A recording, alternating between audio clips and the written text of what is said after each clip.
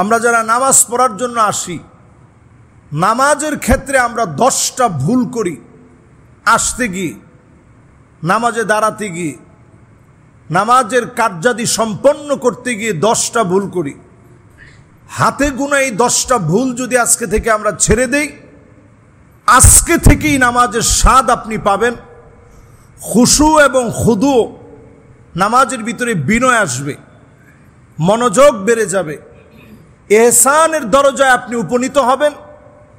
আপনার কাছে মনে হবে আমার মালিক প্রতিনিয়ত আমাকে দেখতেছে, ইবাদতটা সুন্দর করা লাগবে। বলেন আল্লাহু আকবার। 1 নম্বর যে ভুলটা আমরা করি নামাজের ভিতরে, সেটা হচ্ছে আসতে গিয়ে ভুল। আমরা নামাজে আসতে গিয়ে ইকামত হয়ে যাওয়ার পরে আমরা বড্ড তাড়াহুড়া করি যে নামাজে আমাকে প্রথম রাকাতটা পেতে হবে, দৌড়ায় অনেক সময় চলে আসি। নবী আলাইহিস সালাতু ওয়াস সালাম বলছেন, ইযা আদরাকতুমুস সালাহ ফাসাল্লু, নামাজের জন্য যখন আসবেন, যেইভাবে আপনি হাঁটে হেঁটে আসতেছেন, হাঁটার স্পিড বাড়াবেন না, যেভাবে আসতেছেন মোটামুটি একটা লেভেলে আসবেন।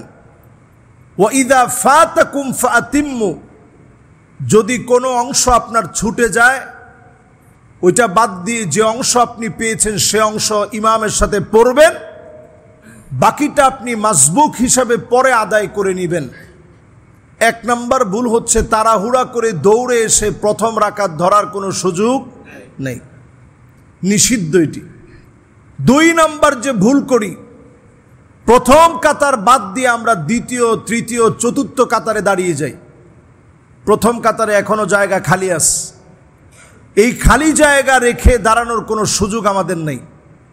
নবী সাল্লাল্লাহু আলাইহি সাল্লাম সাহাবায়ে কেরামের সামনে বয়ান করতেছেন, বয়ানের ভিতরে আল্লাহর হাবিব বলতেছেন, আলা উখবিরুকুম বিসাফিল মালাইকা, আমি কি তোমাদেরকে ফেরেশতাদের কাতার সম্পর্কে বলবো না? তারা আল্লাহর সামনে কিভাবে কাতারবদ্ধ হয়ে দাঁড়ায় থাকে। সাহাবায়ে কেরাম বড় আগ্রহ নিয়ে বলতেছেন, ইয়া রাসূলুল্লাহ, কিভাবে ফেরেশতারা দাঁড়ায়?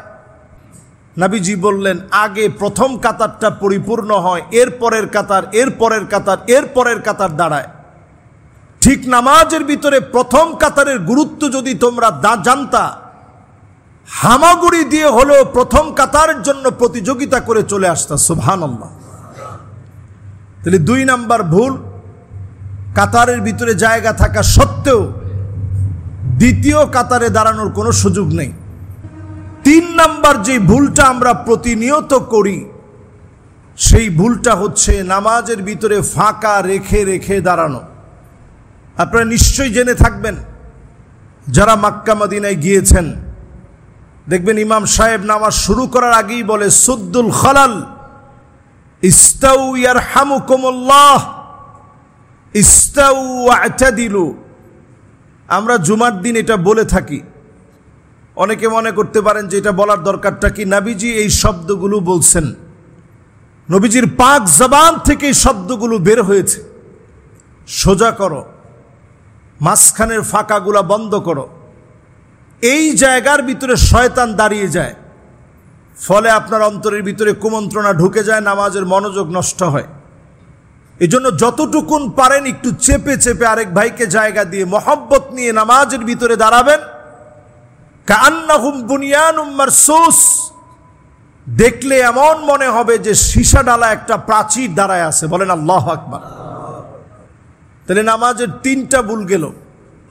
4র্থ নাম্বার আরো একটা ভুল আমরা নামাজের ভিতরে আসার পরে করি, সেই ভুলটা হচ্ছে কাতার সোজা না হওয়া।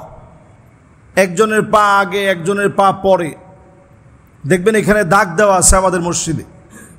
দাগটাকে যদি আপনি একটু মেপে দাঁড়ান, নামাজের কাতারটা সোজা হয়ে যাবে।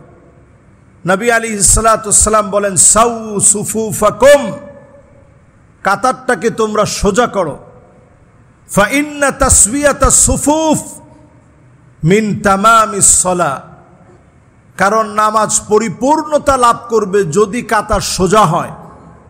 নামাজ পরিপূর্ণতার একটা অংশ হচ্ছে কাতার সোজা করা। তাহলে এই ভুলটাও এখন আমাদের ভিতরে আছে। কয় নাম্বার গেল?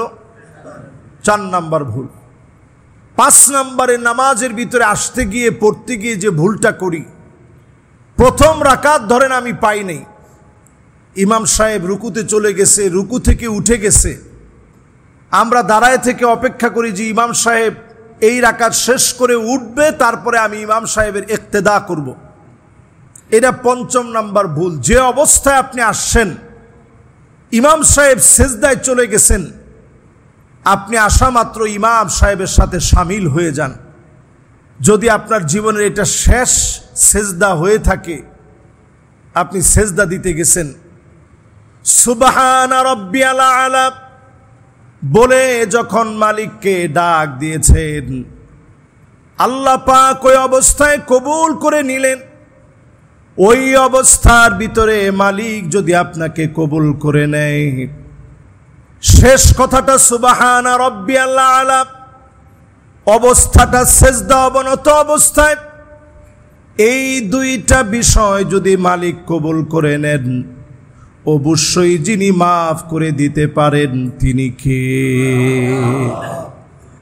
এই জন্য সেজদা অবস্থায় যদি থাকে ইমাম সাহেব, আপনি সেজদায় চলে যাবেন, অপেক্ষা করা দরকার নাই, দাঁড়ায় থাকা দরকার নেই।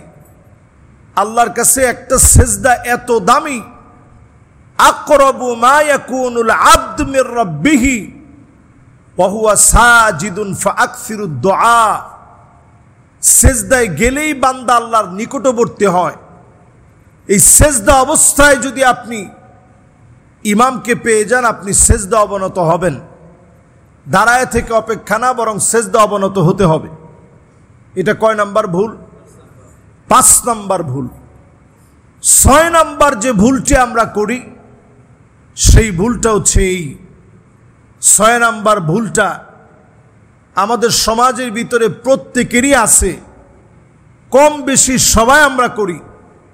নামাজের ভিতরে যখন আপনি দাঁড়ান, দাঁড়ানোর পর যখন ইমাম সাহেব গায়রিল মাগদুবি আলাইহিম ওয়ালাদ-দাল্লিন বলেন, তখন আমরাও আমিন বলবো। কি বলবো? অনেকে তখন ইমাম সাহেবের তেলাওয়াত শুনতেছেন, বলেন না, আমিন বলেন। ফেরেশতাদের সঙ্গে যদি এই আমিন মিলে যায়, আল্লাহ পাক আপনাকে এত দামি বানায় দিবে। ফেরেশতাদের আমিনের সাথে যদি মিলে যায়, আল্লাহ পাক আপনার গুনাহ খাতাগুলোকে মাফ করে দিবে। আল্লাহু আকবার। এই জন্য তখন আমিন বলেন। 7 নাম্বার যে ভুলটা আমরা করি, নামাজের ভিতরে আসার পরে যদি 1 রাকাত আমরা না পাই, ধরেন 1 রাকাত আমার কাছ থেকে ছুটে গেছে, 1 রাকাত আমরা পাই নাই, এই 1 রাকাত না পাওয়ার পরে যখন আমার ইমাম সাহেব যখন সালাম ফিরিয়েছে, একদিকে সালাম ফিরানোর পরেই আমরা দ্রুত পরিসরে দ্বিতীয়বার সালাম ফিরানোর আগেই দাঁড়ায় যাই।